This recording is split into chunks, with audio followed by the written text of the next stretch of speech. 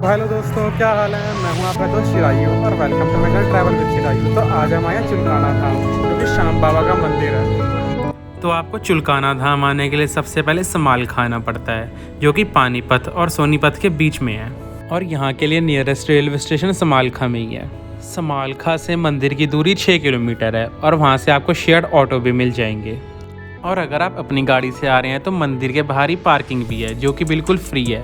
और मंदिर के लिए यहाँ पे 3 गेट हैं। तो हम लेफ्ट हैंड साइड पे इस चौराहे से मुड़ गए हैं और पहुँच गए हैं चुलकाना धाम। हमने अपनी कार पार्किंग में खड़ी कर दी है और हम चल रहे हैं मंदिर की तरफ। और आपको मंदिर के बाहर ही बहुत सारी प्रसाद की शॉप्स भी मिल जाएंगी। श्याम बाबा को चूरमा, मावे के प्रसाद, पंचमेवा और दूध चढ़ाया जाता है, जो कि आपको बाहर ही मिल जाएगा। तो हम पहुंच गए उसी जगह पे जहाँ पे वीर बर्बरीक ने अपने शीश का दान दिया था और शीश के दानी कहलाए थे।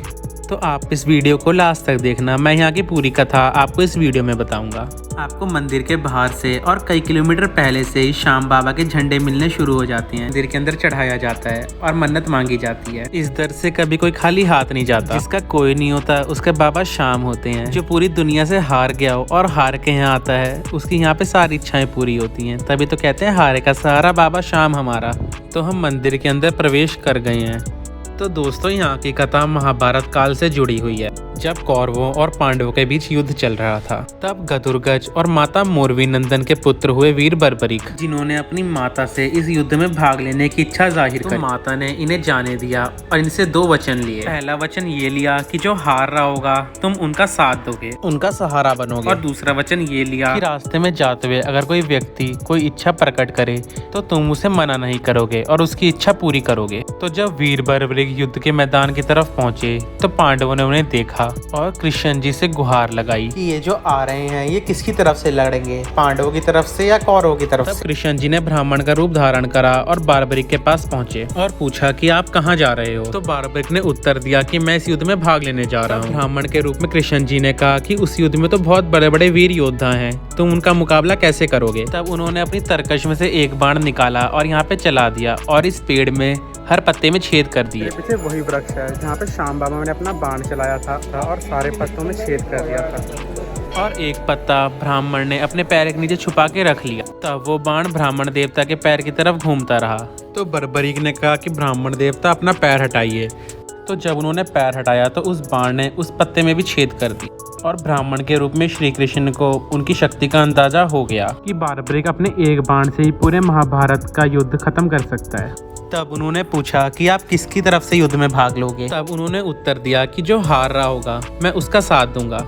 तब कृष्ण जी ने कहा ऐसे तो इस युद्ध का परिणाम निकलेगा ही नहीं। अगर कौरव हार रहे होंगे तो आप पांडवों की साइड हो जाओगे और पांडव हार रहे होंगे तो कौरवों की साइड हो जाओगे। तब बर्बरीक ने ब्राह्मण देवता से कहा कि मेरा मार्गदर्शन करिए। तब ब्राह्मण ने कहा कि इस युद्ध के लिए एक शीश का दान चाहिए। तब वीर बर्बरीक ने कहा कि ये शीश का दान मैं दूंगा, क्योंकि वो अपनी माता को वचन दे के आए थे कि रास्ते में कोई कुछ भी मांगेगा मैं उसे वो दे दूंगा। लेकिन मुझे ये जानना है कि आप कौन है, एक ब्राह्मण शीश का दान नहीं मांग सकता। श्री कृष्ण ने बर्बरीक को अपने दर्शन दिए और फिर बर्बरीक ने अपनी तलवार निकाली और अपने शीश का दान कृष्ण जी को दे दिया। तब कृष्ण जी ने प्रसन्न होकर बर्बरीक को ये वरदान दिया कि तुम कलयुग में मेरे नाम श्याम से पूजे जाओगे और तुम्हारा ये शीश खाटू नाम की जगह पे प्रकट होगा और तुम खाटू श्याम कहलाओगे। और मैंने तो दर्शन कर लिए हैं। उम्मीद है कि आपको ये वीडियो पसंद आई होगी और आपने भी अच्छे से दर्शन कर लिए होंगे। तो आप इस वीडियो को लाइक जरूर करें और मेरे चैनल को सब्सक्राइब करें। तो हम मंदिर के बाहर आ गए हैं और सामने ही आपको जोत जलाने वाला स्टैंड भी दिख जाएगा। आप यहाँ पे जोत जला सकते हैं और लेफ्ट हैंड साइड ही आपको धर्मशाला भी बनी दिख जाएंगी। अगर आपको यहाँ रुकना है तो आप यहाँ पे रुक सकते हैं।